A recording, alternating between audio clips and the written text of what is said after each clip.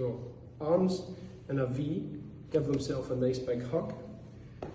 If I'm going to the right, my left leg is at the rear, right leg steps forward and hand is underneath the elbow at the front. Pozisyonu tekrar gösterdi, elini dirseğin altına yerleştirdi. I'll hug the patient in, and just as I begin to walk around, it will bring the patient into rotation.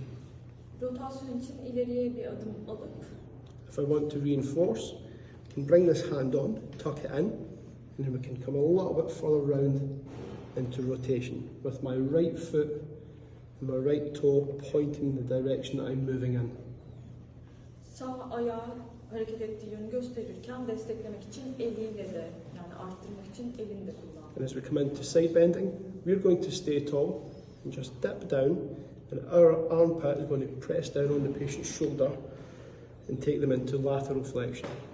Lateral fleksiyon için kendi ağırlık merkezimizi, ağırlığımızı kullanarak koltuk altımıza omuz. And again, we're just going to reinforce through ever so gently in against the paravertebral gutter with our Eğer thumb. güçlendirmek isterseniz yine el kontağınızı kullanarak paravertebral boşluklardan arttırabilirsiniz.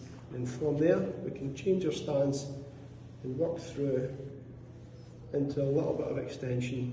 Burada ayaklarının duruşunu değiştirip Like so. ekstansiyonu We çalıştı. can also get the patient to rest the forehead to the forearms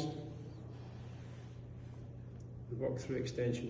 Just lifting the elbows at the front and just gently reinforcing through thenar hypothenar contact at the rear.